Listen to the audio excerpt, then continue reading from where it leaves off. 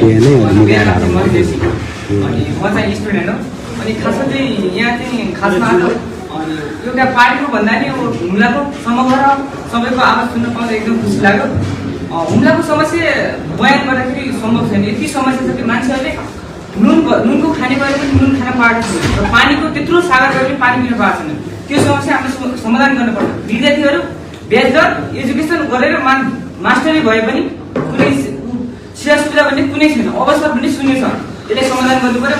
अनि राष्ट्रवादले पनि कस्तो व्यक्तिले साथ सपोर्ट गर्नु पर्यो म महेन्द्र पाण्डेज्यू र मेरो स्कुल म हेरेर लोकदेखि दोस्रोमा पढेको छु 3 वर्ष फ्रीमा पढाउनु र यस गाउँमा जस्तै मान्छेहरू योजना हुन्छ नि, योजना उसलाई जनतालाई 10 बजेबाट 5 बजेसम्म खटाएर 500 रुपियाँ दिन्थे। उहाँले 1050 रुपियाँ दिनुपर्छ भनेर आवाजसँग मान्छेको मलाई बौला भनेर आदेश दिए।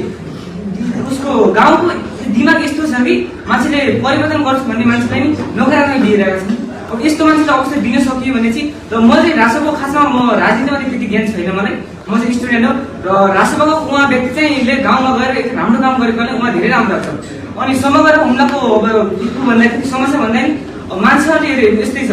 मान्छेहरूसँग ज्ञान छ तर ज्ञानको सदुपयोग गर्न पाएको छैन, सिप छ सिपको सदुपयोग गर्न पाएको छैन। त्यस्तो सिपलाई चाहिँ समाधान गर्नु पर्यो। र मेरो पर्सनल चाहिँ उहाँ दिदीलाई चाहिँ नाम चाहिँ दिदी मलाई थाहा भएन, दिदीलाई चाहिँ अनि मेरो पर्सनल चाहिँ के हो भने चाहिँ हामी युवाले बेहतर एजुकेसन गरेर के यस पहिलेको जस्तै आमा बुवाले जे काम गरे त्यस्तै गर्ने त हामी जस्तो माथि जान पर्यो नि।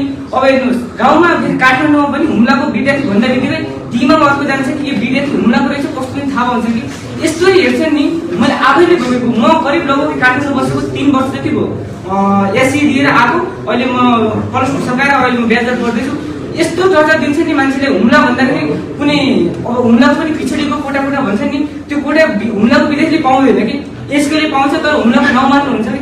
यसले समाधान गर्नुपर्छ। शिक्षा यस्तो नै गाउँमा शिक्षा यस्तो छ कि मान्छेहरू जस्ट पास र नम्बरको लागि मात्र पढ्छ, कुनै सिप छैन। म पनि अहिले ब्याचलर पढ्दै गरेको विद्यार्थी मलाई थाहा छैन म के गरेछु भनेर। यसको अवसर खुलाउनु पर्यो भन्ने मेरो यहाँ देखाउँछु। हस्त नमस्कार।